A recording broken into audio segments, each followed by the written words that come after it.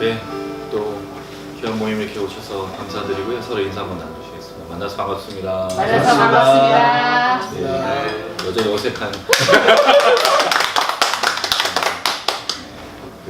또 이어진 우리 화요기도 모임 같이 해서 기쁘고요. 오늘 손님이 또 한 분 계신, 화면에 잡히지 않고 있는 근데 잘 보면 저 끝에 손이 나와 있는 손님이 있습니다. 또 같이 참여해 주셔서 감사드리고요. 듣기로는 필리핀에서 오신 선교사님들도 보고 계시다. 뭐 친인척을 막 동원해서 저희가 이제 홍보를 하고 있기 때문에 됐으면 좋겠고요. 주태양을 또 다시 한번 소개를 하고 오늘도 몇 달은 좀 그렇게 하는 게 좀 좋겠다는 생각이 듭니다. 주태양 미니스트리는 흙냄새를 맡는다, 또는 흙냄새를 취한다. 좀 더 멋있게 표현하면 땅의 향기를 취한다. 그러려면 무릎을 꿇고 또는 엎드려야 되고, 하나님 앞에 참된 예배자, 또 흙이라는 죄인이라는 의식을 늘 삶으로 살아내는 사람들이라는 뜻이고요. 그리고 그 모든 것들을 저희 사역으로 이제 삼을 때 예수 십자가, 사실은 지난 한 주간 동안 정말 많이 고민했던 건데, 예수 이 십자가의 복음이 얼마나 많이 변질이 되고 또 교회와 또 선교하는 분들 참담한 현실을 좀 보게 되었습니다.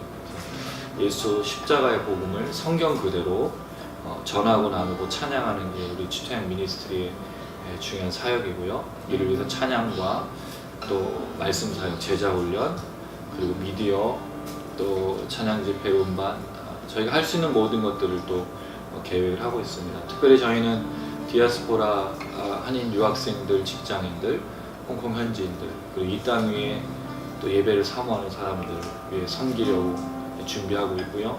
벌써 2달이 이제 넘어가고 있는데 정말 감사한 건 모임이 인원에 상관없이 하나님 역사하시다는 걸 늘 확인하고 있고, 또 우리에게 또 붙여주시는 수많은 사람들을 또 만나게 하시고 또 그 길을 걷게 하신다는 것을 경험하고 있습니다. 시청하시는 분들 기도해 주셔서 감사드리고, 또 함께 이 예배가 이 짧은 시간에 이 모임이 또 서로에게 은혜가 되고 또 회복이 되는 귀한 시간 되길 간절히 소망합니다. 네, 이렇게 함께 모였는데 이제 또 우리 찬양을 또 나아가려고 하는데요. 우리 안에 늘 역사하시고 살아계시는 하나님 회복했으면 좋겠습니다. 하나님 살아계심을 믿으시죠? 네. 근데 이제 믿음과 상관없는 게 우리 삶이라 사실은 좀 쉽지 않습니다. 그러나 그럼에도 불구하고 같이 고백했으면 좋겠습니다. 아마 이 찬양을 정말 주님이 다스리고 통치한다고 고백하기 어려우신 분들도 있으실 텐데, 찬양을 해보실 때 하나님 분명히 기름 부어주시고 회복해 주실 줄로 믿습니다. 같이 한번 고백합니다.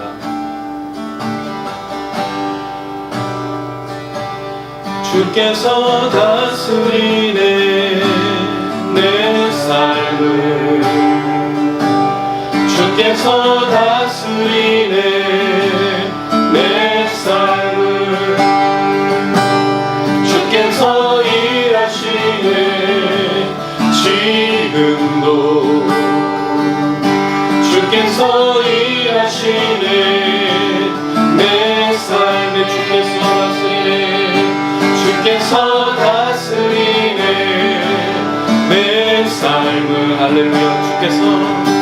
주께서 다스리네 내 삶을, 주께서 일하시네, 주께서 일하시네 지금도,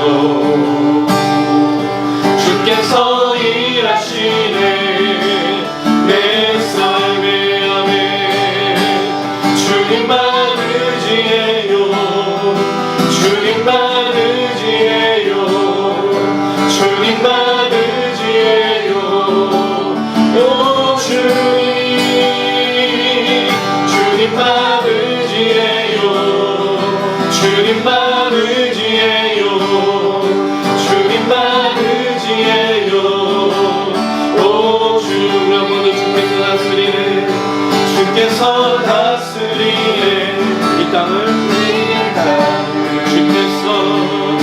주께서 다스리네 이 땅을, 주께서 일하시네 이 순간, 주께서 일하시네 이곳에 우리 한번 더 주께서 다스리네 주께서 다스리네 이 땅을 할렐루야 주께서 다스리네 이 땅을 주께서 일하시네 이 순간 주께서 일하시네 이곳에 안에 주님만 의지해요 주님만 의지해요 주님만 의지해요 오 주님 주님만 의지해요 주님만 의지해요 주님만 의지해요 오 주님 한 번 더 주님만 의지해요 주님만 의지해요 주님만 의지해요 오 주님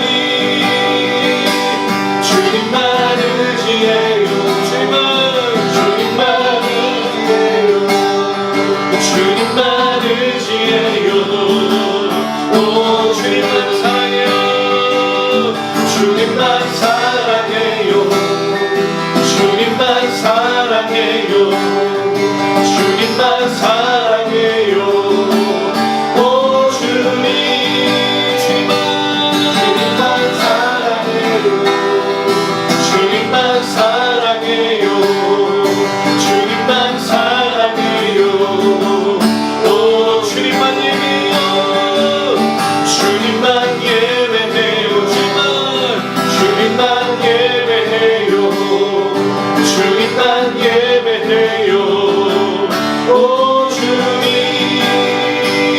주님만 예배해요 주님만 예배해요 주님만 예배해요 오 주님만 예배해요 주님만 예배해요 주님만 예배해요 오 주님 주님만 예배해요 주님만 예배해요 주님만 예배해요 오 주님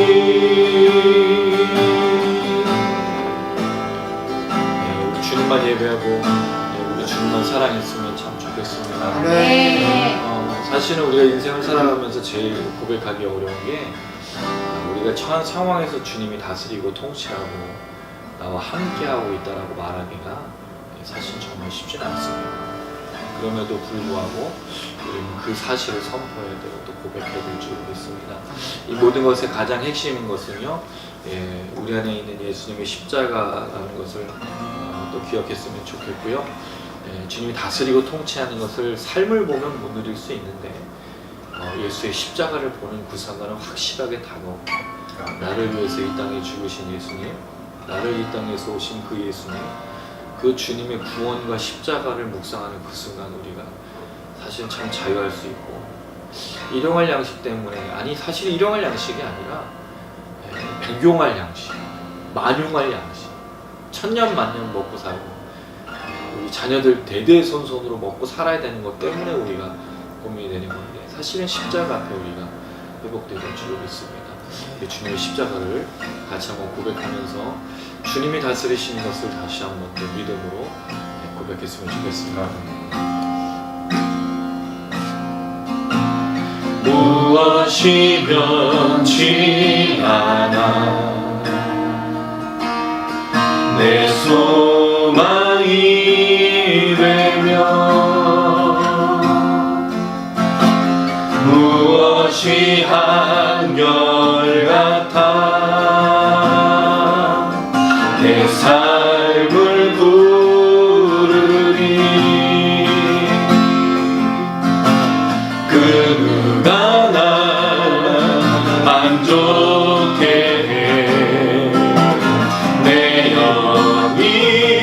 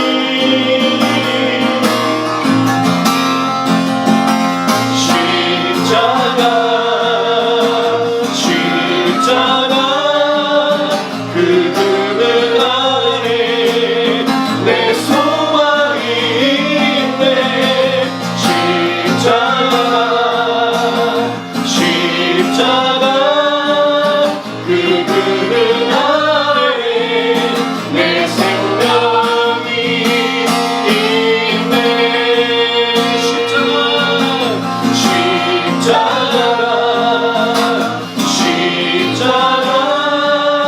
그분 안에 내 소망이 있네. 십자가 그분 안에 내 생명이 십자가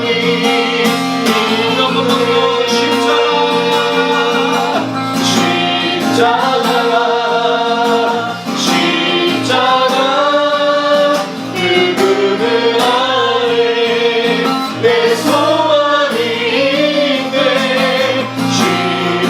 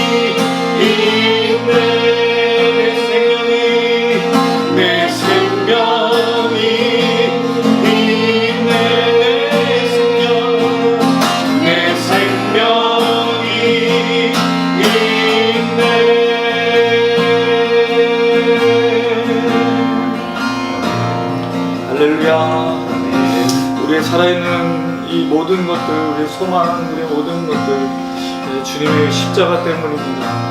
우리가 숨 쉴 수 있는 것, 우리가 기도할 수 있는 것, 예배할 수 있는 것, 우리가 살아가는 모든 것들 다 주님의 십자가 때문입니다. 우리가 이 십자가를 다시 한번 회복해야 될 줄로 믿습니다. 우리의 유일한 소망이신 이 십자가, 오늘 이 마음을 다시 한번 붙들고 주여 우리 맘 가운데 성령을 역사해 주셔서 우리 다시 한번 주님을 만나며 주님을 찬양하며 주님 앞에 다시 한번 엎드리고 회복하고 주님을 향해 나갈 수 있게 달라고, 하나님 오늘 이 몸에 성령을 역사해 달라고, 주님의 십자가 우리의 소망이고 희망이 되게 달라고 우리 같이 한번 하시며 여기 갑니다. 주여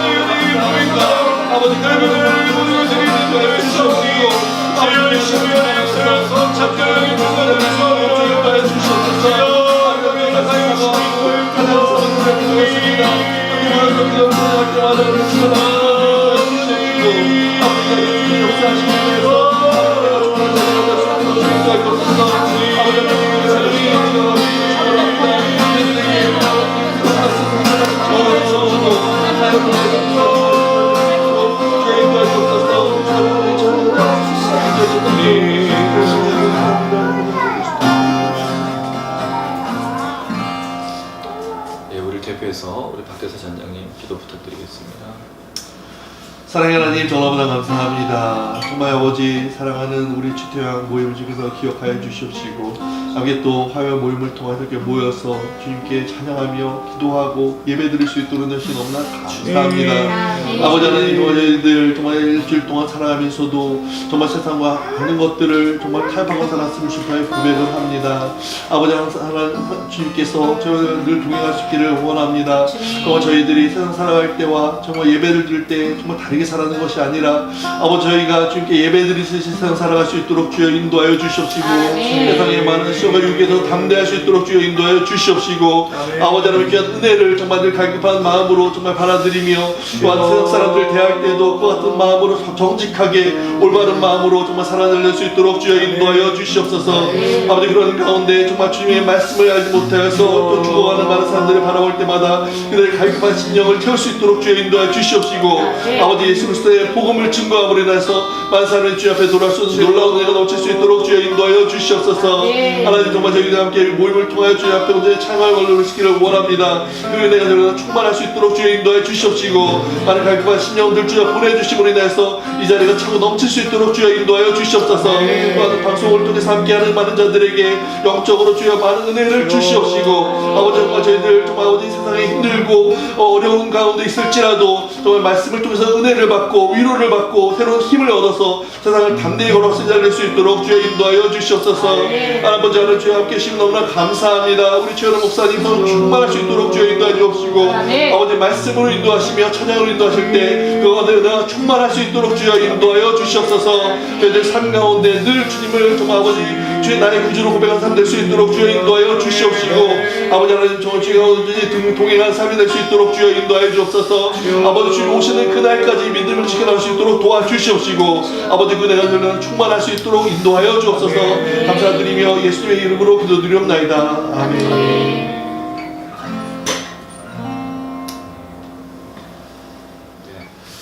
오늘 말씀은 느헤미야서 3장 1절에서 32절 말씀입니다.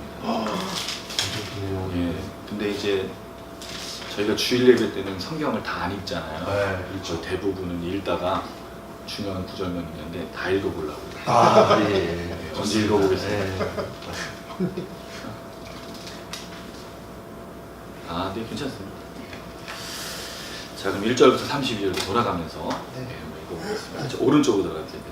그때 대제사장 엘리야십이 그 형제 제사장들과 함께 일어나 양문을 건축하여 성별하고 문짝을 달고 또 성벽을 건축하여 함메아 망대에서부터 하나님의 망대까지 성별하였고 그 다음은 여리고 사람들이 건축하였고 또 그 다음은 이므리의 아들 삭불이 건축하였으며 어문은 하스나의 자손들이 건축하여 그 들보를 얹고 문짝을 달고 자물쇠와 빗장을 갖추었고 그 다음은 학고스의 손자 우리아의 아들 무레못이 중수하였고 그 다음은 무세 사벨의 손자 베야가의 아들 무술람이 중수하였고 그 다음은 바하나의 아들 사독이 중수하였고 그 다음은 드부와 사람들이 중수하였으나 그 귀족들은 그들의 주인들의 공사를 분담하지 아니하였으며 옛문은 바세아의 아들 요야다와 부소디아의 아들 무술람이 중수하여 그 들보를 얹고 문짝을 달고 자물쇠와 빗장을 갖추었고 그 다음은 기브온 사람 물라다와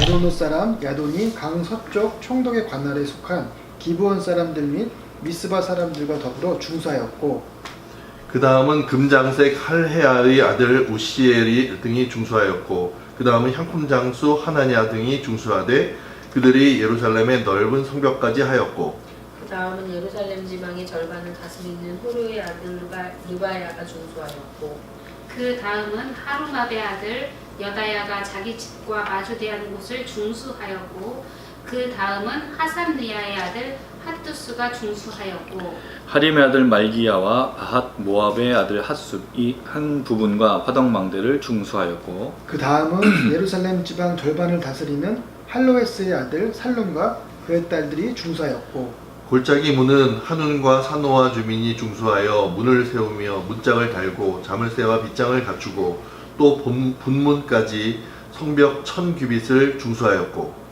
성문은 베타겔 지방을 다스리는 레갑의 아들 말기야가 중수하여 문을 세우며 문짝을 달고 자물쇠와 빗장을 갖추었고 셈문은 미스바 지방을 다스리는 고로세의 아들 살룬이 중수하여 문을 세우고 덮었으며 문짝을 달고 자물쇠와 빗장을 갖추고 또 왕의 동산 근처 셀라못가의 성벽을 중수하여 다윗성에서 내려오는 층계까지 이르렀고 그 다음은 벳술 지방 절반을 다스리는 아스북의 아들 느헤미야가 중수하여 다윗의 묘실과 마주대한 곳에 이르고 또 파서 만든 못을 지나 용사의 집까지 이르렀고 그 다음은 레이 사람 바니의 아들 루흠이 중수하였고 그 다음은 그일랏 지방 절반을 다스리는 하사랴가 그 지방을 대표하여 중수하였고 그 다음은 그들의 형제들 가운데 그일라 지방 절반을 다스리는 헤나닷의 아들 바웨가 중수하였고 그 다음은 미스바를 다스리는 예수의 아들 에셀이 한 부분을 중수하여 성읍이 있는 동유보 맞은편까지 이르렀고 그 다음은 삽배의 아들 바룩이 한 부분을 힘써 중수하여 성 구비에서부터 대제사장 엘리야십의 진문에 이르렀고 그 다음은 학고스의 손자 우리아의 아들 무레못이 한 부분을 중수하여 엘리야십의 집문에서부터 엘리야십의 집 모퉁이에 이르렀고 그 다음은 평지에 사는 제사장들이 중수하였고 그 다음은 베냐민과 핫숲이 자기 집 맞은편 부분을 중수하였고 그 다음은 아나니아의 손자 마세야의 아들 아사랴가 자기 집에서 가까운 부분을 중수하였고 그 다음은 헤나닷의 아들 빈누이가 한 부분을 중수하되 아사랴의 집에서부터 성 구비를 지나 성 모퉁이에 이르렀고 우세의 아들 발랄은 성구비 맞은편과 왕의 윗궁에서 내민 망대 맞은편 곧 시위척에서 가까운 부분을 중수하였고 그 다음은 바로스의 아들 부다야가 중수하였고 그때 느디님 사람은 오벨에 거주하여 동쪽 수문과 마주대한 곳에서부터 내민 망대까지 이르렀느니라. 그 다음은 드고아 사람들이 한 부분을 중수하여 내민 큰 망대와 마주대한 곳에서부터 오벨 성벽까지 이르렀느니라. 마문 위로부터는 제사장들이 각각 자기 집과 마주대한 부분을 중수하였고 그 다음은 임멜의 아들 사독이 자기 집과 마주대한 부분을 중수하였고 그 다음은 동문지기 세가냐의 아들 스마야가 중수하였고 그 다음은 셀레메아의 아들 하나냐와 살랍의 여섯째 아들 하눈이 한 부분을 중수하였고 그 다음은 베데기야의 아들 무술람이 자기의 방과 마주대한 부분을 중수하였고 같이 읽습니다. 그 다음은 금장색 말기야가 한밑간 문과 마주대한 부분을 중수하여 느디님 사람들과 상인들의 집에서부터 성모퉁이 성루에 이르렀고 성모퉁이 성루에서 양문까지는 금장색과 상인들이 중수하였느니라. 아멘. 예, 쉽지 않으시죠? 이름이 너무 어렵다. 한밑갓 예, 한밑간 문. 한밑갓 와 제일 어렵다. 네. 오늘 이제 말씀은 그 지난 시간에 우리가 나눴던 그 하나님의 길, 또 하나님의 길을 반대하는 그 길을 걷는 것에 대한 이야기를 드리고 나서 저희가 오늘 말씀인데 예, 또 오늘도 이제 여지없이 찾아오는 방송사고. 네. 와. 다음에는 이제 좀 최대한으로 좀 줄여보도록 하고요. 어쨌든 느헤미야 지금 이야기를 지금 계속 하고 있는데 그래서 지난번에 이제 그 영상을 못 올리게 된 거는 저희가 녹화가 좀 잘 안 돼서 영상을 못 올리게 됐습니다. 그래서 되게 좀 죄송스럽게 생각하고 오늘도 뭐 저희가 이제 완전하게 뭔가 이렇게 그 프로페셔널한 그 지금 상황이 아니라서 시청자분들은 좀 양해를 좀 구해주시고 또 오늘은 또 이제 게스트 중에 아기가 있습니다. 그래서 중간중간 아기 얘기가 나온다고 해서 양해를 좀 부탁드리겠습니다. 좀 기억나시는지 모르겠습니다. 우리가 하나님의 선한 길과 하나님의 선한 길을 반대하는 길이 있다. 근데 그 하나님의 선한 길을 우리가 어떻게 걸어갈 수 있는가? 근데 사실은 이거는 전체 성경적인 모든 주제라기보다는 느헤미야를 통해서 저희가 발견하고 있는 건데 첫 번째 기억나시는지 모르겠습니다. 침묵했다. 그는 그가 받은 비전이 있었지만 침묵을 했다라는 게 이제 첫 번째고요. 두 번째는 그것을 자기가 들었던 상황이 정말 현실적인 것인지 확인했던. 이게 이제 저희가 이제 하나님의 일을 걸어갈 때 좀 중요한 게 반드시 확인이 필요하다. 현장 상황이랑 또 우리가 걸어가야 될 일들이 어떤 일들인지 확인이 안 하고 받은 열정만 가지고 가는 건 아니다라고 이제 말씀을 드렸고요. 세 번째는 하나님의 선하신 그 손길 중에 사람들이 있었고 하나님의 선하신 역사가 있다면 그거는 또 하나님의 선한 길을 걷고 있는 것이 되겠다라고 또 말씀을 드렸고요. 또 이 모든 일 가운데 또 중요한 부분이 그 결론적인 말씀이 이제 과연 선을 추구하고 있는가. 그래서 결과만 좋으면 좋다는 건 기독교에는 없는 겁니다. 예수님이 결과만 좋게 하기 위해서 오신 게 아니라 그 걸어가셨던 과정 중에도 한치의 오차 없이 진리 안에서 사셨고 성령을 통해서 역사하셨고 그 결과도 하나님 삼위일체 하나님의 안전하신 뜻을 이루신 거지 중간에는 막 얼버무리고 대충하고 잘못하다가 마지막에 십자가에서 딱 죽어가지고 난 다 이뤘다가 한 게 아니라 그러니까 우리의 삶과 생각의 좀 중요한 부분이 결과를 굉장히 중요하게 여겨야 된다. 저희는 근데 이렇게 배우죠. 근데 사실은 결과는 반드시 뭐로 나오냐면 과정을 통해서 나오는 겁니다. 과정 없는 결과는 없거든요. 근데 우리가 이제 그 도둑놈 신부가 있어서 결과만 좋으면 다 좋은 거라고 생각하는데 그럴 수는 없습니다. 과정 가운데 역사하신 하나님, 그게 선이어야 되거든요. 아까 우리 단장님께서 기도하시는데 참 중요한 기도 해주시는 것 같아요. 우리가 정말 살아내는 거, 선하게. 우리 삶에서 선함으로 하나님 앞에서 선함으로 살아내지 않는데 선한 결과로 나온다는 건 정말 무서운 일입니다. 왜냐하면 그렇게 선의 과정을 거쳐서 경험했다면 그게 우리가 볼 때는 선이라고 말할 수 있는 그 우리의 표면적인 거 있죠. 그게 하나님 선이 아니고 성공이라고 말하고 번영이라고 말하는 게 선이 아니라 과정 가운데 선을 추구하면서 끝까지 선을. 어떨 때는 우리에게 그게 안 좋은 일일 수 있어요. 왜? 주님의 일을 주장하는 우리가 진리를 따라 살면 반드시 성공할 수 없습니다. 번영할 수가 없거든요. 여러 가지 일들 고민스럽게 만드는 거기 때문입니다. 그래서 선해야 돼요. 선함으로. 그게 이제 하나님의 길을 걷고 있는 거라고 말씀을 드렸고요. 자, 이제 이 말씀 이후에 어떤 사건이 있는가? 자, 오늘 3장 1절은 굉장히 중요한 말씀으로 시작이 되는데요. 같이 1절 한번 읽어보겠습니다. 시작. 그때 대제사장 엘리야십이 그의 형 제사장들과 함께 양문을 건축하여 성별하고 문짝을 달고 또 성벽을 건축하여 한매와 망대에서부터 하나님의 망대까지 성별하였고. 그때라는 말로 말씀을 시작하고 있다는 거죠. 사실은 한글 성경은 그때로 했는데 되게 잘 번역한 것 같아요. 근데 원래는 이제 이게 히브리어의 와우 연속법이라는 게 있는데 뭐 좀 너무 문법적인 건 하지만 문장을 이어가고 내용을 이어갈 때 쓰는 아주 중요한 히브리어 와우라는 이제 그런 이제 접속사가 있습니다. 그건데 앞에 내용하고 뒤에 내용을 붙여주는 거죠. 이게 연결이 돼 있다.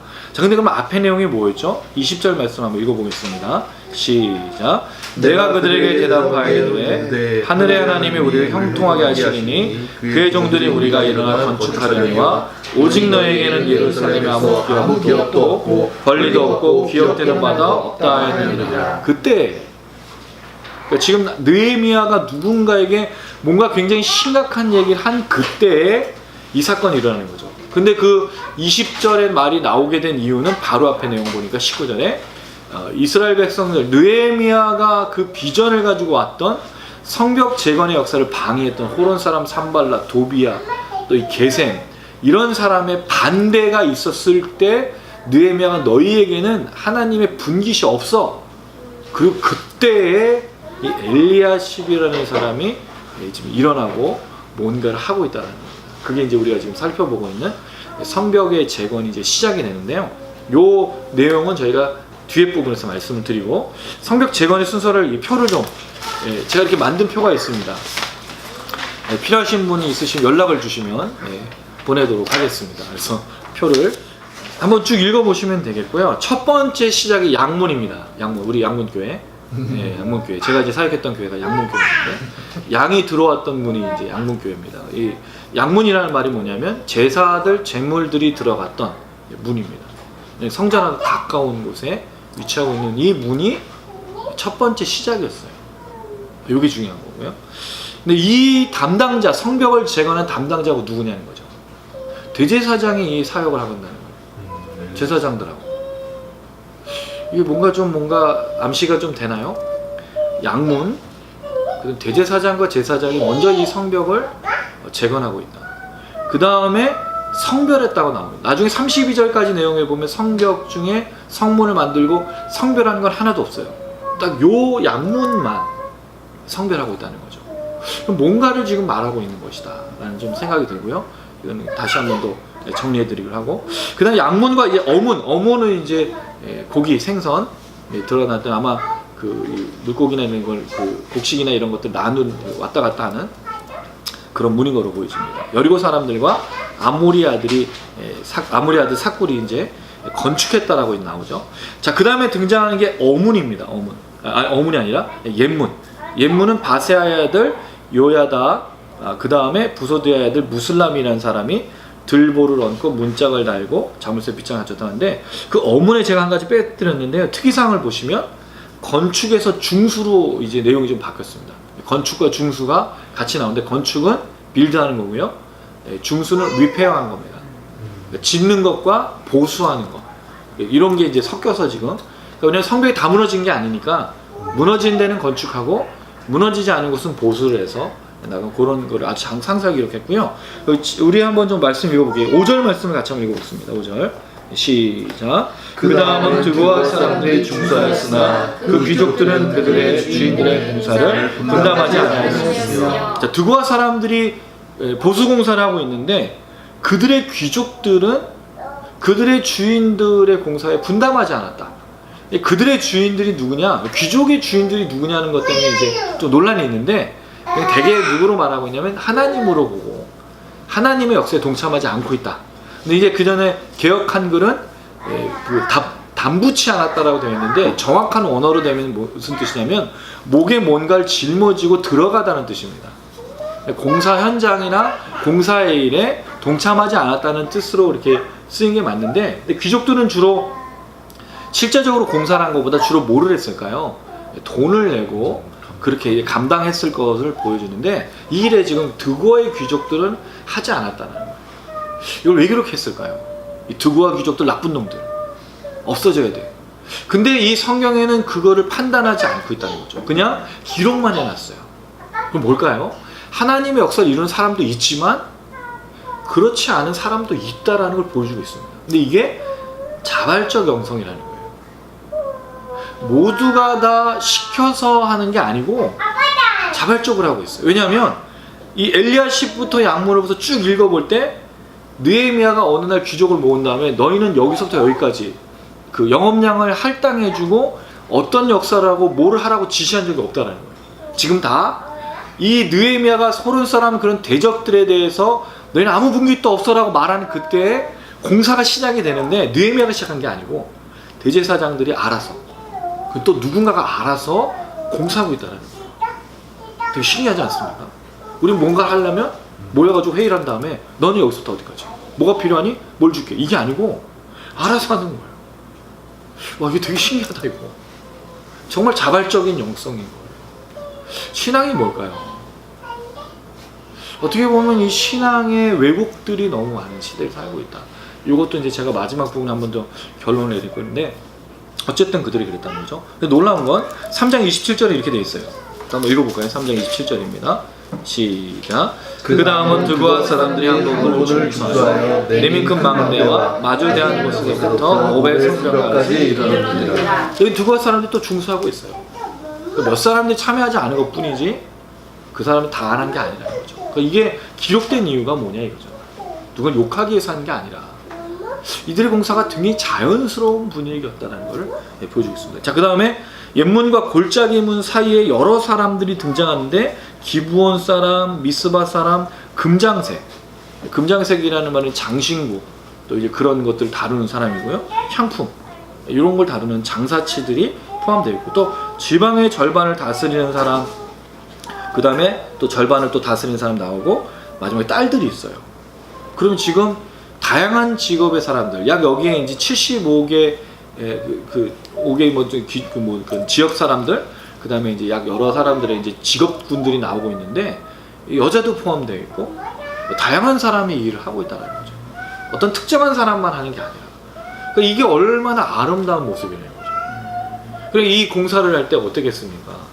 이게 동시다발적으로 지금 일어나는 거거든요. 여기 하고 이렇게 넘어간 게 아니고 모든 성벽을 지금 자기들이 맡은 역할대로 나눠서 하고 있는 거예요. 그러면 이게 공사가 얼마나 재밌었겠어요. 옆에서 사람들 뚝딱뚝딱 거리는 다 뚝딱뚝딱 하면서 확 쌓고 뭐 노래도 불렀을 것이고 또 필요한 걸 채워줬을 것이고 이게 얼마나 가슴 벅차고 뿌듯한 하나님의 비전을 가진 느헤미야의 선포 속에 백성들이 막 으쌰으쌰 하면서 할렐루야야. 우리 추태양이 그랬으면 참 좋겠어요. 우리가 꿈꾸는 게 그거잖아요. 다들 뚝딱뚝딱 하면서 자기 사역들, 자기 예배를 세워나가고 빌드하고 또 리페어도 해서 우리 서로 갔을 때 그 예배 가운데 나누는 게 그거잖아요. 제가 이번 주간에 이렇게 예배를 뚝딱뚝딱 삶의 예배를 드리고 또 하고 또 다시 돌아가고 얼마나 기쁜 놀라운 건 성벽 재건 역사에서 느헤미야 이름이 나오진 않아요. 물론 느헤미야 이름 나옵니다. 근데 그 사람 동일 인물이 아니고 이름만 같은 사람이에요. 왜냐하면 이스라엘 사람들 이름이 너무 똑같은 사람이 너무 많아요. 여기 대제사장 엘리야십이 나오는데 뒤에 가면 엘리야십이 또 있어요. 근데 이 사람은 도비야하고 또 결탁한 사람이에요. 대제사장이 아니고 그러니까 이름이 비슷한 이름이 너무 많이 나와. 근데 달라. 이게 중요한 거죠. 이름은 똑같은데 다른 길을 걷고 있다는 거죠. 이게 참 중요한 겁니다. 어쨌든 골짜기문. 근데 골짜기문은 이제 보니까 뭐 1규빗이 나오는데 1규빗이 약 사람의 손가락 끝에서 여기 이제까지 한 45cm 되는데 몇 메타를 했다고요? 450m를 담당했어요. 누가? 한운과 산호와 주민이. 450m면요 굉장히 긴 거리예요. 이 주민들이 이 일을 감당했다는 거예요. 그러니까 뭔가 자세하게는 기록은 안 했지만 굉장히 놀라운 역사들을 지금 행하고 있다. 자, 분문은 제사들 지낸 그 찌꺼기들을 버리는 문이 이제 분문이었어요. 그래서 여기 보면 또 문을 세우고 문짝을 달고 나오고 샘문이 나오고 있고요. 한번 보시면 되겠고 샘문에서 만문까지도 굉장히 많은 사람들이 참여하고 있습니다. 여기 이제 좀 그 특이사항에 보시면 힘써라는 단어가 나오고 자기 집에서 가까운 부분을 중수했다라고 되어 있습니다. 마문과 한밑간문을 보면 더 잘 되는 게 각각 자기 집과 마주대한 부분을 중수, 자기 집과 마주대한 부분을 중수, 자기의 방과 마주대한 부분을 중수. 자기의 지역이 어떻게 할당이 되었냐면 살고 있는 사람들이 자기 집 앞에 것들을 거의 할당해서 한 것처럼 보여지는 것을 이야기해주고 있습니다. 그래서 이스라엘 백성은 동시다발적으로 이 역사를 했는데 52일 동안 성벽을 짓고 있다는 거죠. 이게 얼마나 신났을까. 같이 하나님의 비전을 이뤄가고 있는 것을 이제 보여주고 있습니다. 그래서 32절까지 모든 내용들이 나타나는데요. 전체적으로 우리가 이제 다 세세하게 살필 수는 없지만 이렇게 이제 내용이 되는데 여기서 몇 가지를 좀 정리하고 오늘 이제 말씀을 정리해 보려고 합니다. 첫 번째, 이 하나님의 역사가 아까 어떻게 시작됐다고 말씀을 드렸죠? 어디서부터? 양문. 또 대제사장과 제사장들이 했다. 뭘 말하는 걸까요? 그리고 성별했다. 성별하다는 말은 구별하다, 기름 붓다, 하나님께 바치다 그런 뜻을 갖고 있습니다. 이게 지금 성벽 공사가 뭐처럼 보이죠? 예배인 거예요. 제사처럼 하고 있는 거죠. 왜 양문을 먼저 했을까요? 양문이 양이 다니는 문을. 그쵸. 예, 제물들이 들어가는 문인데. 제물이 들어가는. 예. 그러니까 대제사장이 또 맡았다는 것도. 대제사장 원래 자기 집은 따로 있고요. 대제사장이 맡아야 될 구역은 다른 사람이 해줘요. 대제사장은 지금 양문을 먼저 건축하고 있거든요. 그럼 그들은 먼저 이 성벽 공사를 뭘로 받아들인 거냐면 제사로 받아들인 거예요. 이 일을 하는데. 사실 이게 왜 중요하죠? 제사와 예배는 뭘 포함하고 있죠? 이스라엘 백성들의 정체성이에요. 이게 왜 중요하냐면 우리는 이거를요 평면으로 읽어요. 평면으로 그냥 글자로 딱 읽어요. 그러니까 뭐 공사에 나무 그런데 사람 이름 되게 어려워. 그럼 목사님 설교하면 이게 무슨 얘기야? 한미값이 뭐고 막 우리는 괴로워요. 근데 이 사람들이 생각할 때 성벽 공사가 뭐냐 이거죠. 70년 동안 포로로 잡혀있다가 나라 멸망했어. 그래 포로로 잡혀있다가 돌아왔는데 하나님이 느헤미야라는 사람을 통해서 뭘 하냐면 성벽을 다시 짓게 한다는 거예요. 그들이 아무 방비가 없었던 문도 없고 이 성벽도 무너졌던 누구도 보호해주지 않는 그 지역에 이제 하나님이 내가 살아있다는 걸 보여주는 작업을 시작하는데 양문으로부터 그걸 또 성별해서 제사로 드립니다. 이게 마치 그 이스라엘 백성들이 출애굽해서 제일 먼저 정복한 그 성이 있어요. 그 성이 뭐죠? 여리고 성이잖아요. 근데 왜 여리고 성은 전투를 안 했을까요? 여리고 성은요? 우리 12바퀴, 13바퀴 반 돌았죠? 그래서 많은 분들이 13바퀴만을 많이 돌았어요. 자기 집도 돌고 많이 무너뜨리고 뭐 별짓을 다 했어요. 저도 옛날에 한번 돌은 적이 있어요. 진짜 무너졌어, 아파트가. 재건축이 돼가지고. 제가 무너뜨린 거예요. 뭐 믿지 못하시겠지만 돌았어요. 막 기도하면서 돌았어요. 우리가 그런 미친 짓이에요, 사실은. 그게 그 의미가 아닌데. 왜 이들이 여리고성을 전투를 안 치르고 돌았냐면, 놀라운 건 무장한 병력과 함께 언약궤가 먼저 가요. 제사를 말하는 거거든요. 왜냐하면 하나님 앞에 이 모든 가나안 땅의 성을 바칩니다라는 뜻을 갖고 있어요. 그래서 제사의식을 치르는 거예요. 하나님이 주시는 성읍에 감사합니다. 근데 아이성부터는 싸웠잖아요. 그런 거거든요. 양문도 제사로 드린다는 거예요. 이스라엘 백성들의 정체성. 근데 이제 우리가 이 예배, 또 제사하면 또 뭐 생각하죠?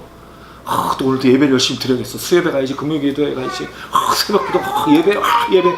그걸 말하는 게 아니에요. 여기서 말하고 있는 예배가 뭐죠? 이들이 제사로 자기의 정체성을 회복하는 이 제사와 예배가 뭐냐면 땀 흘려 노동하는 거예요. 성벽을 짓는 거.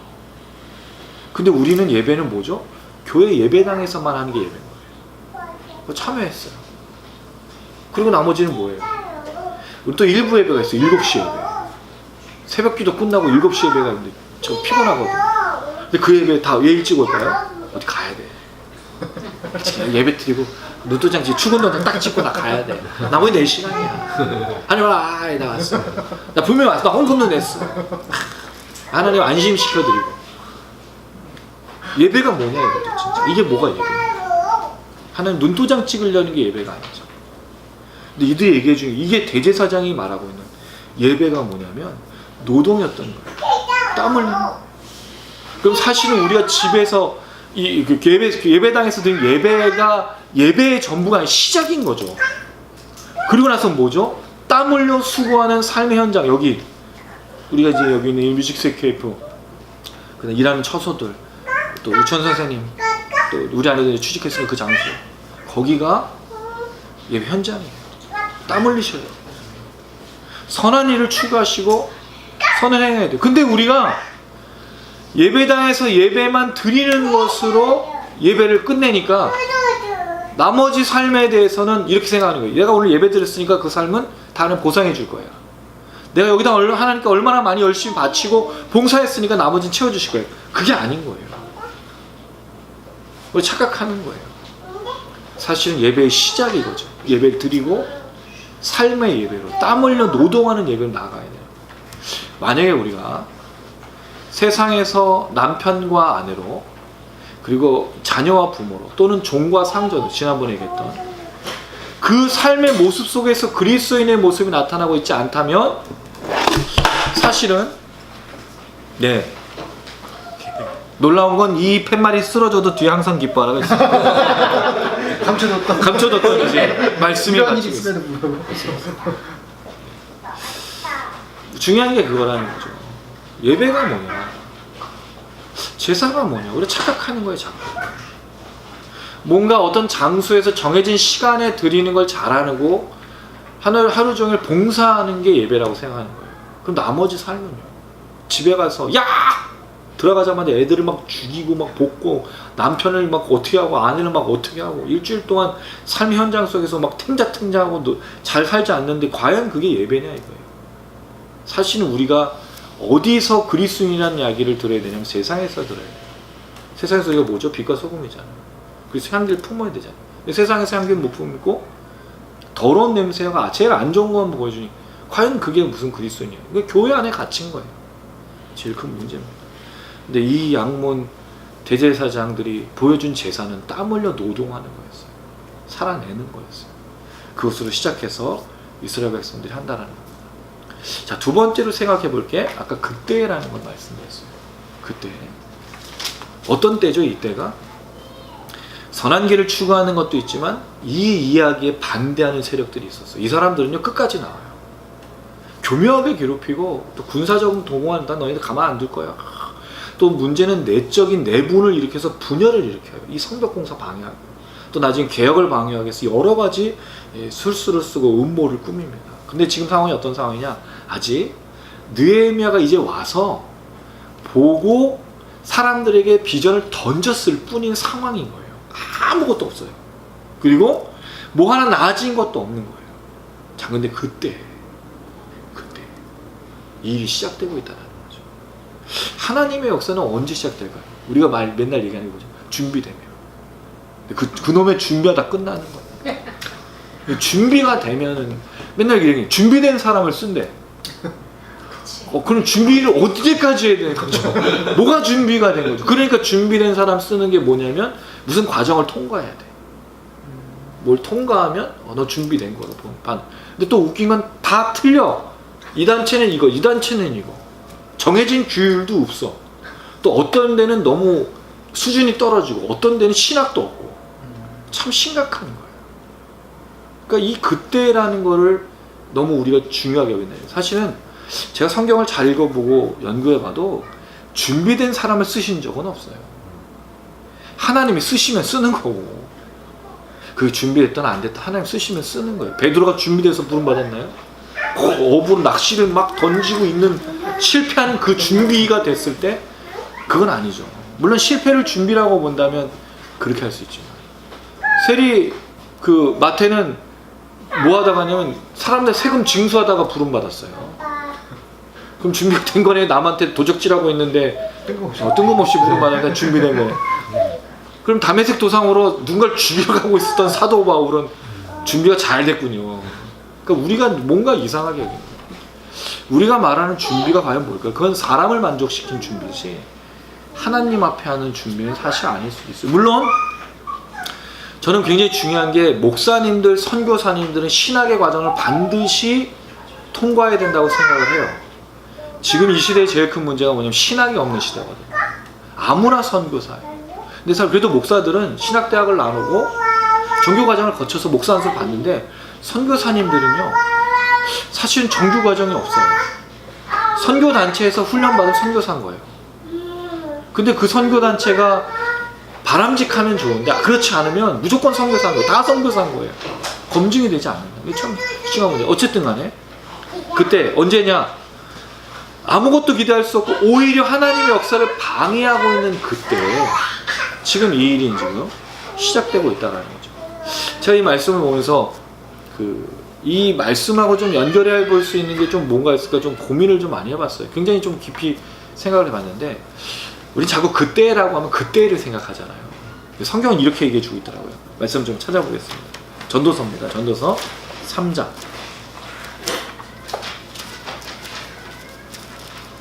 전도서 3장. 전도서를 제가 이제 그 은사 목사님, 저 청년부 때 지도했던 목사님은 시편을, 잠언, 전도서를 청년 때 꼭 읽어요. 시편은 150편이니까 하루에 5장씩.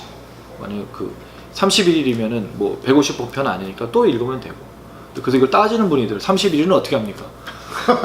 알아서. 그 다음에 잠언은 31장이니까 한 장씩. 전도서는 12장이니까 한 달에 한 장씩. 이렇게 들리면 되는데 하여튼 그렇게 해서 시편, 잠언, 전도서를 청년 때 꼭 읽으랬는데 전도서 3장을 좀 보면 1절에서 8절입니다. 1절만 읽어볼게요. 3장 1절 시작. 범사에 기한이 있고 천하만사가 다 때가 있나니. 자, 범사에 뭐가 있고요? 기한이 있고. 그다음 천하만사에 때가 있다. 네. 자, 이 때가 있다고 하면 뭐를 얘기하죠? 날 때, 죽을 때, 심을 때, 심은 것 뽑을 때, 치료할 때, 웃을 때, 어쩔 때, 때. 오, 랩인데. 이때. 이거 빨리 읽으면 랩이 되겠어요. 근데 이게 무슨 뜻이죠? 때라는 말은 이것도 됐고 저것도 있다라는 거예요. 오늘 우리가 만약에 그때라는 거에 초점을 맞추면 사실은 그때, 우리가 생각하는 그때가 뭐냐면 뭔가 준비되고 뭔가 갖춰진 때를 생각하는데 오늘 엘리야십이 사실은 움직이는 때는 때와 아무 상관없다는 거죠. 왜? 반대가 일어나고 하나님의 역사를 이루지 못하게 하는 사람들이 말하고 있을 그때니까. 제가 무슨 말씀을 드리고자 하냐면 때는 사실은 중요한 게 아니라는 거예요. 근데 우리가 때를 생각하면 때밖에 안 보이는 거죠. 이게 되게 재밌는 게 우리 좋을 때를 하나님을 찬양하는데 좋지 않고 내게 나쁜 일이 생기고 억울한 일이 생기면 하나님을 버리고 하나님을 원망한다는 거예요. 그럼 좋을 때만 하나님이고 나쁠 때는 하나님이 아니냐? 그럼 그 하나님이 진짜 하나님이냐 이거죠. 그럼 믿을 필요가 없어요 우리가. 하나님은 어느 때나 똑같은 하나님이셔야 되는 거잖아요. 그래 우리가 믿는 거지. 근데 우리는요 이때에 너무 민감한 거예요. 좋을 때, 내가 잘 될 때, 그 다 이런 얘기예요. 내가 잘 돼서 하나님께 드리겠습니다. 언제가 잘 되는 거냐 이거죠. 언제가 성공하는 거냐 이거죠. 한 번도 성공 못할 수도 있고, 또 어떤 사람은 성공했지만 이것가 아니라 더 많은 걸 성공해야 하나님의 때라고 생각하는 거예요. 때는요 중요한 게 아니에요. 오히려 전도서는 우리가 뭐를 알려주고 있냐면요 3장 11절에 이렇게 되어 있습니다. 같이 읽어보겠습니다. 시작. 하나님이 모든 것을 주시되 때를 따라 아름답게 하시고 또 사람들에게는 영원을 사모하는 마음을 주셨느니라. 그러나 하나님이 하시는 일의 시정을 사람으로 측량할 수 없게 하셨도다. 자, 때를 따라 뭐고요? 아름답게. 그럼 때는요 웃을 때 좋을 때 이럴 때도 다 아름다운 거예요.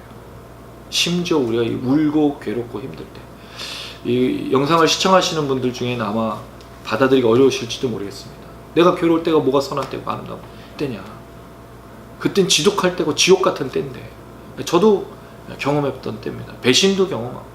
지난주에 놀라운 게 공통점인데, 저희 주일 예배에 오신 분들의 공통점이 있어요. 뭐가 공통점이냐면 다 배신의 경험들이에요. 한 분은 학원 선생님이었는데 원장님이세요. 크게 학원을 이제 하셨어요. 근데 선생님들이 배신해서 애들을 데리고 나간 거예요. 얼마나 큰 상처예요. 그리고 또 한 분은 카페를 이제 준비하고 있는데 속아가지고 어려움을 겪었어요. 저 또한 이제 그렇죠. 우리 다 배신의 경험들이다. 이런 공통점도 있고. 근데 다 그때를 지금 그 과거로 돌아서 볼 때는 그때를 보면서 웃을 수 있다는 거예요. 그때는 아름답다고 느껴지지 않아요. 절대로 지옥 같죠. 근데 돌아오고 나면 한참을 걸어오고 나면 그때를 보면 그걸 보고 웃을 수 있어요. 그때 하나님 없었냐? 있었거든요. 존재하시거든요. 때를 따라 아름답게. 때는 문제가 아닌 거예요, 사실은. 좋을 때도 나쁠 때도 아무 문제가 아닌 거예요. 왜냐면 하나님께서 때를 아름답게 하실 거니까 대신에 뭐를요? 영원을 사모하는 마음을. 영원을 사모한다는 말이 무슨 뜻이죠? 하나님을 바라보는 거예요. 이 이야기 속에 뭐가 있냐면요, 이어진 내용에 보면 사람과 짐승이 똑같다라고 말하고 있어요. 이 솔로몬이 얘기한 거예요. 솔로몬이 좀 그 나쁜 점이 있어요. 솔로몬은 이 전도서를 쓰면서 다 헛되고 다 헛되다. 내가 해봤는데. 근데 문이 자기 다 해봤어. 결혼도 뭐 결혼을 1000명이랑 그 있고 돈도 엄청 많았고 또 뭐 누릴 것 하나 들어오게 되고, 그 분열하게 된 북쪽 이스라엘, 남쪽 유다, 자기 아들의 때 사실 자기가 겪어야 될 일을 아들이 저주받게 되는 그런 일을 경험하게 되는. 어쨌든 헛되다고 말하는데 사람과 짐승의 차이점은 뭐냐? 짐승에게도 웃을 때가 있고 짐승에도 슬플 때가 있고 좋을 때도 있어요. 짐승들이 뭐에 기뻐할까요? 먹을 걸 먹으면 좋아, 오늘 하루 먹어. 근데 내일 음식이 없으면 오늘 내일 뭘 먹을까 하면서 내일 잡힐까 안 잡힐까 고민하는 사자를 본 적이 없어요. 내일 하면서 내일 먹을 수 있을까 고민을 하면서 하는 사자 본 적이 없어요.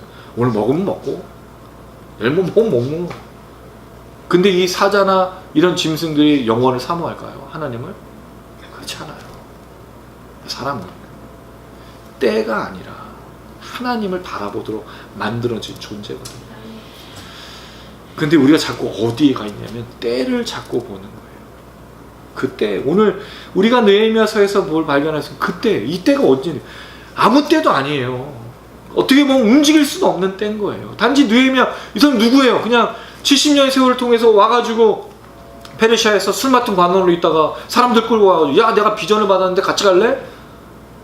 이게 얼마나 황당한 얘기냐 이거죠. 이걸 어떻게 믿을 수 있냐 이거죠. 저거 거짓말쟁이 아니야, 저거 반란을 일으키는 거 아니야? 의심도 됐을 거란 말이죠. 근데 그때 때를 본 게 아니라는 거예요. 환경을 본 게 아니라는 거예요. 전도서 말씀에서 우리가 바라볼 건 하나님밖에 없다는 걸 얘기해 주고 있어요. 놀라운 건 예수님도 이거 유사님 말씀하십니다. 마태복음 6장 말씀을 나누고 오늘 정리를 좀 해보도록 하겠습니다. 마태복음 6장입니다. 마태복음 6장 19절부터 쭉 34절까지의 내용인데 다 읽지는 않고 여기 30절부터 좀 읽겠습니다. 29절부터 34절까지 읽을까요? 돌아가면서 한 절씩 또 읽으면 좋겠습니다. 제가 먼저 29절 읽겠습니다. 그러나 내가 너희가 말하노니 솔로몬의 모든 영광으로도 입은 꽃이 이 꽃 하나만 갖지 못하였느니라. 오늘 있다가 내일 아궁이에 던져지는 들풀도 하나님이 이렇게 입히시거든 하물며 너희일까 보냐 믿음이 작은 자들아. 그러므로 염려하여 이르기를 무엇을 먹을까 무엇을 마실까 무엇을 입을까 하지 말라. 이는 다 이방인들이 구하는 것이라 너희 하늘 아버지께서 이 모든 것이 너희에게 있어야 할 줄을 아시느니라. 같이 읽습니다. 그런즉 너희는 먼저 그의 나라와 그의 의를 구하라. 그리하면 이 모든 것을 너희에게 더하시리라. 그러므로 내일을 위하여 염려하지 말라. 내일 일은 내일이 염려할 것이요 한 날의 괴로움은 그날로 족하니라. 아멘. 아멘. 저희가 때에 묶여 있기 때문에 먹고 마시는 거를 걱정하는 거예요. 염려하는 거예요. 근데 영원을 사모하는 마음을 주셨는데 그 마음을 다른 데 쓰는 거죠. 자꾸 때 이럴 때 저럴 때가 있는 거를 너무 많은 걸 보는 거죠. 근데 주님 분명히 말씀 일용할 양식이라 했어요. 왜 일용할 양식일까요? 일용할 양식 오늘 구해서 먹고 오늘 끝. 그럼 내일 또 일용할 양식 구하면 돼요. 근데 문제는 우리가 일용할 양식을 구하는 게 아니라 내일 아까도 말했던 100년, 만년 내 자녀들까지 모두 다 먹고 마시는 그거를 달라고 지금 우리가 말하는 거예요. 그럼 그렇게 된 게 무슨 뜻일까요? 사실 하나님 필요 없다는 거예요. 1000년 만년 내가 먹을 거는 하나님께 안 구하겠다는 뜻이거든요. 왜 일용할 양식일까요? 매일매일 하나님의 은혜를 구하라는 뜻이거든요. 영원을 사모하는 마음을 주잖아요. 근데 우린 자꾸 그때 내일이 자꾸 두려우니까 내일이 걱정이 되니까 염려가 되니까 지금 달라고 당장해. 근데 이게 얼마나 큰 훈련이에요. 오늘 있을 거 오늘만 달라고. 내일 하나님 주실 거. 내일 하나님이 주실 거니까 라고 말할 수 있는 은혜가 얼마나 큰 은혜예요. 바람과 함께 사라지나 내일은 내일의 태양이 떠오를 거야. 감을 할 수 있는 얘기가 아니에요. 비비안이 인생의 실패 다 겪고 모든 걸 다 잃어버리잖아요. 근데 내일은 내일의 태양이. 그 사람들도 그런 제목 속에 그런 대사 속에 하는데 내일 일은 내일 염려하라고. 오늘 염려할 게 아니고.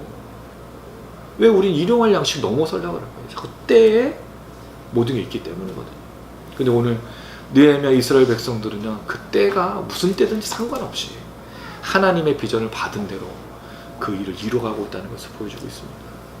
이 이야기 속에 마지막 아까 잠깐 얘기 나왔던 다시 본문으로 좀 돌아오셔서 그냥 빨리 말씀드리면 자발적 영성.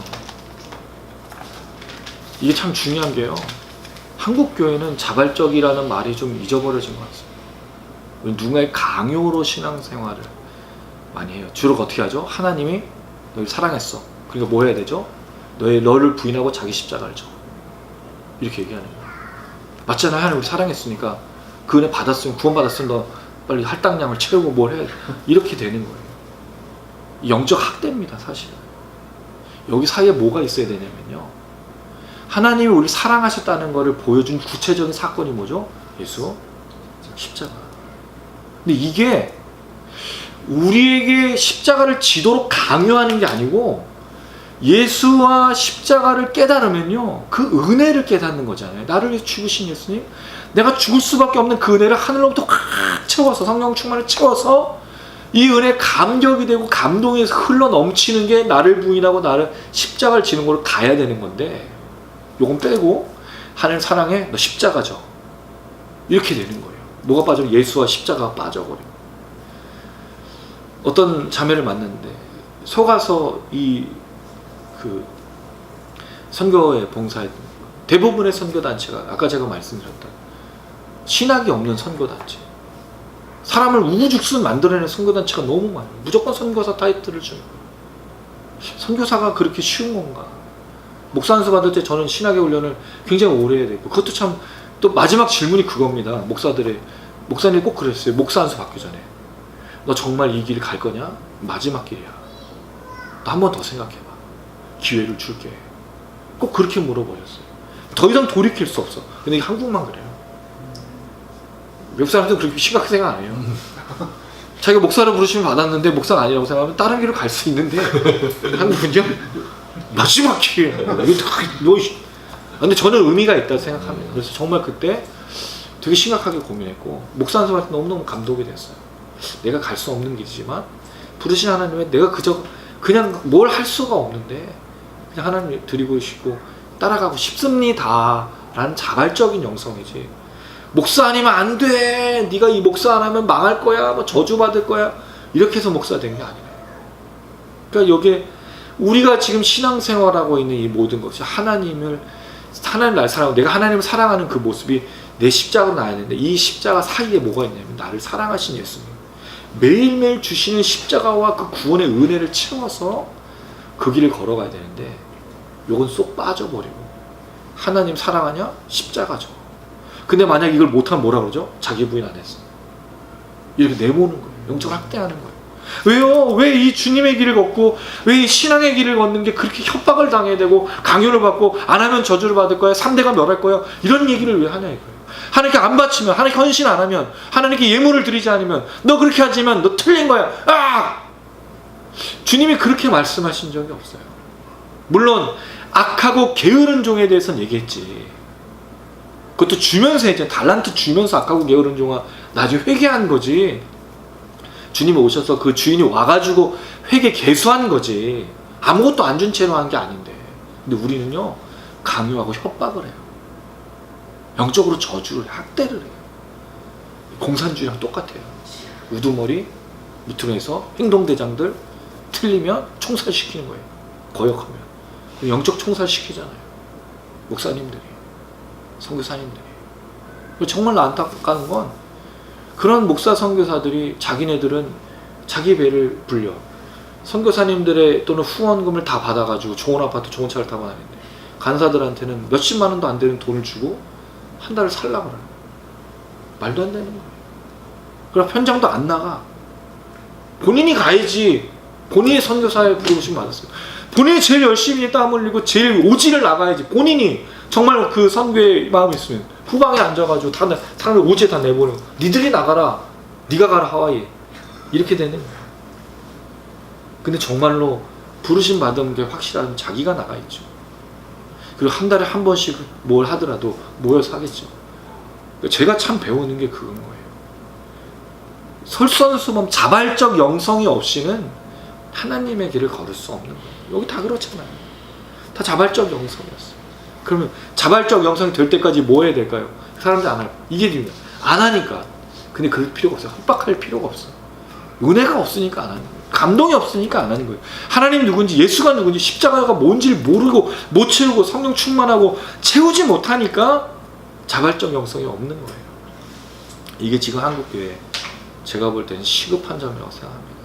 주택 미니스트리가 걸어가는 길이 더 확연해진 게, 제가 이 길을 걷는다고 여러 번의 권유도 있었고 저도 기도하면서 갔는데 사실은 되게 난감했어요. 두려웠어요. 사실은 목회에 대한 심각한 고민도 있었어요. 근데 걷는 과정 속에 뭘 깨닫고 있냐면, 하나님이 이 길을 분명히 가라고 말씀하신 게 확실하고 가는 도중에 이런 것들을 배우는 거예요. 근데 특별히 예수와 십자가를 오해하고 있는 대한민국 성도들이 너무 많은 거예요. 예수와 십자가라는 이 부분에서 깊이 있게 깨닫고 있는 사람들이 많지 않다. 그리고 오히려 강대상에서 나오는 이야기도 예수 십자가를 모르면 예수 십자가를 얘기하고 빨리 가서 오지로 가고 어디로 가고 막 가라는 것들로 바꾸고 있다는 거예요. 그렇지 않아요. 예수 십자가는 먼저 우리에게 은혜입니다. 우리 기적입니다. 우리가 풍성한 겁니다. 채우는 겁니다. 그 은혜를 깨닫고 그 은혜를 깊이 알아야 그것이 흘러가서 채워서 넘칠 때 자발적으로 모든 것들이 돌아가야 되는 것이 오늘 느헤미야를 통해서 저희가 배우는 거예요. 이게 주택 미니스트리였으면 좋겠어요. 시청하시는 우리 많은 분들도 혹시 하나님과 이 십자가 사이에서 갈등하고 있다면 갈등할 필요가 없으세요. 왜냐하면 내가 내 십자가를 지는 거는 예수님이 이미 십자가, 나의 모든 죄의 십자가, 내가 질 수 없는 그 십자가를 이미 지셨기 때문에 그 안에서 온유하고 겸손하시고 쉽다고 가볍다고 말하는 그 십자가를 우리가 지는 거지. 왜 우리가 자꾸 예수님이 지신 십자가를 자꾸 지려고 그러는지 모르겠어요. 우리가 지는 십자가는 주님의 십자가가 아닙니다. 주님이 지신 거예요. 오만 상을 찌푸리고 갈 필요도 없어요. 좁은 길이지만 좁은 문이지만 근데 그 문이 우리에게는 넓은 문인 거예요. 오히려 이런 역전의 이치들, 이런 그 신비한 이치들을 깨달으셨으면 참 좋겠어요. 좁은 문 좁은 길이지만 넓은 문 넓은 길이다. 무거워 보이고 괴로운 십자가지만 우리에겐 은혜의 십자가, 기적의 십자가다. 그랬으면 참 좋겠습니다. 시청하시는 분들, 또 오늘 우리 참여하는 우리 모든 분들에게 이 은혜가 넘치기를 주님의 이름으로 축원합니다. 예, 우리 여러 가지 얘기했어요. 예배 얘기했습니다. 예배는 노동이다. 그때 때는 우리에게 중요한 게 아니다. 우리 뭐라고요? 예, 영혼을 삼아 하나님을 바라보고 걷는 것. 그게 바로 예수와 사실은 십자가를 통해서만 가능하고, 이걸 회복하는 우리가 되었으면 좋겠고요. 그리고 또 살아가시고 다음 주에 또 뵀으면 좋겠습니다. 아멘. 예, 우리 오늘 말씀 나눈 거 가지고 우리 한 찬양만 부르고 기도했으면 좋겠습니다. 하나님의 길을 걷고 또 말씀을 순종하며 사는 거는요, 어렵죠. 결코 쉽지 않습니다. 근데 그게 막 고통스럽고 괴로워서 그런 일은 아니거든요. 근데 우리가 어느 순간 우리의 십자가를 지는 길이 너무 괴롭고 너무 좁고 너무 그런 길이라 너무 괴로운 것처럼 생각하는 거예요. 근데 사실은 이미 주님이 걸어가신 길을 우리는 그저 따라갈 뿐인 거예요.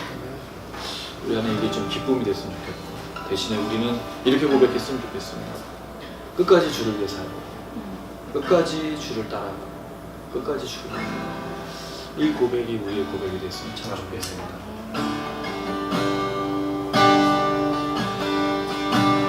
아직 내겐 많은 아픈 기억이 있지만 주를 향한 나의 노래 멈출 수 없네. 아직 내게 많은 질문, 아직 내게 많은 질문 남아있지만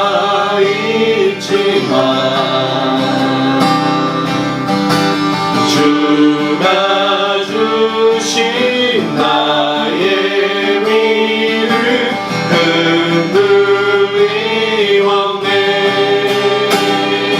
끝까지 주를 위해 살리, 끝까지 주를 위해 살리, 끝까지 주만 위해 살리, 끝까지 주만 위해 살리.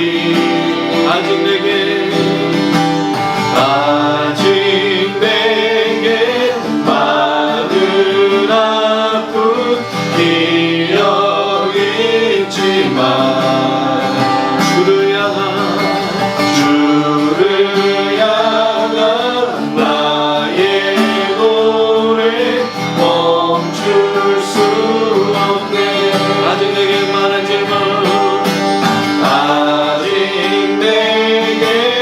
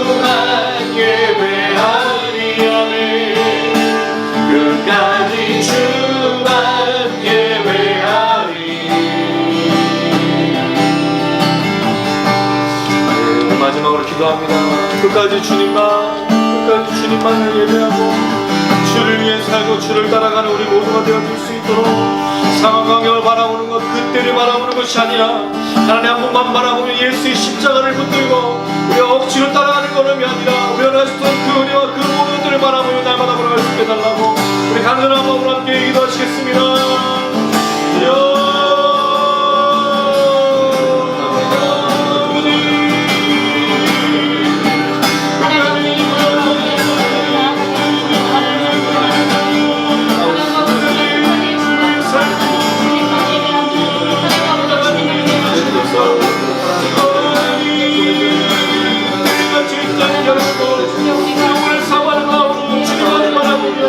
주님의 십자가를 바라보며 우리를 찍어서 날마다 우리를 가시옵소서. 그 단을 가운데 우리를 통하여서 하나님 우리가 되어지고 하나님의 삶을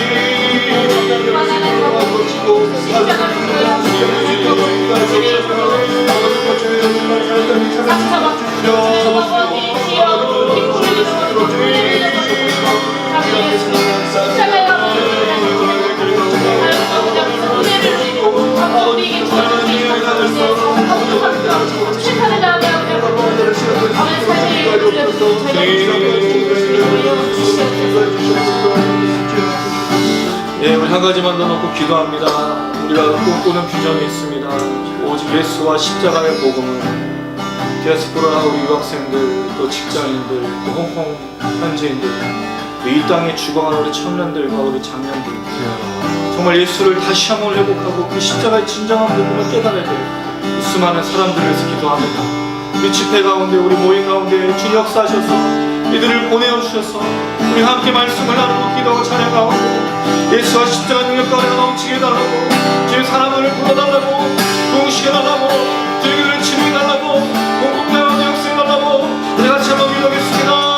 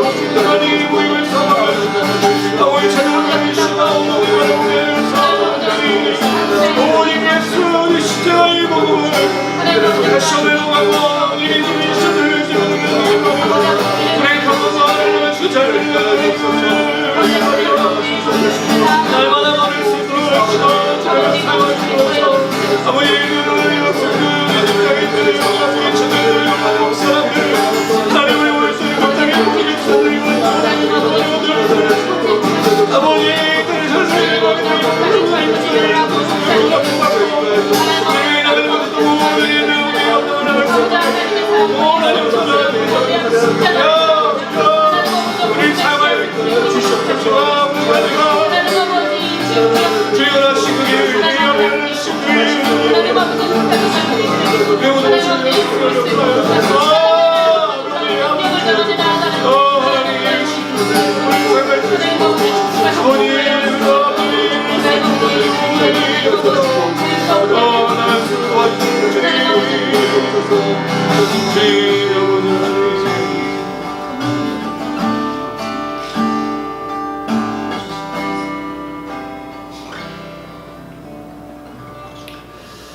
사랑이 많으신 아버지 하나님 감사드립니다. 느헤미야가 받았던 그 비전을 갖고 돌아왔을 때 그 자신도 사실은 기대할 수 없었고 그 암담한 현실 속에서 나가야 됐습니다. 또 이스라엘 백성들도 사실은 이 느헤미야가 누구인지 모른 채로 또 그 말을 들어야 됐습니다.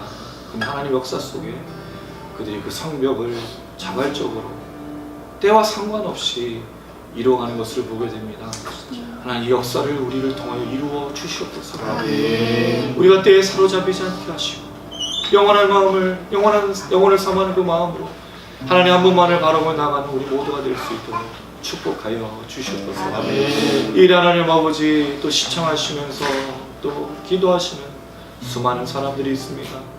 때에 사로잡혀서 또한 여러 가지 문제로 인하여서 낙심하고 절망한다면 영혼을 사모하는 마음, 예수와 십자가의 능력과 은혜로 치유되어지고 회복되어지고 평안하며 자유케 할 수 있도록 도와주시옵소서. 하나님 이 역사를 또 우리를 통하여서 이루시되 하나님 홍콩 땅에 있는 디아스포라 우리 유학생들 또 우리 직장인들 또 홍콩인들 또 장년들 또 이 땅 가운데 있는 우리 청년들과 장년들 매어서 하나님 살아가는 사람들에게 자유를 허락하여 주시옵소서.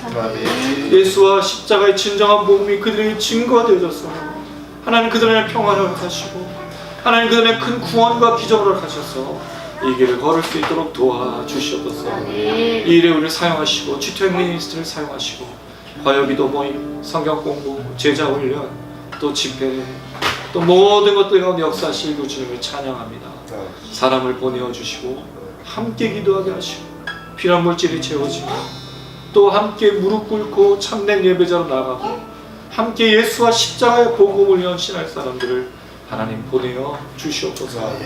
또 그 하나님의 놀라신 역사를 기대하며 한 주간을 달려갑니다. 우리 단장님, 우리 한국, 우리 고현이, 어머니, 사랑이, 또 우리 아내, 또 이 기회에서 함께 기도하시는 모든 시청자, 또 기도하는 많은 사람들 주님 축복하여 주시옵소서. 감사드리며 예수님의 이름으로 기도드렸습니다. 아멘.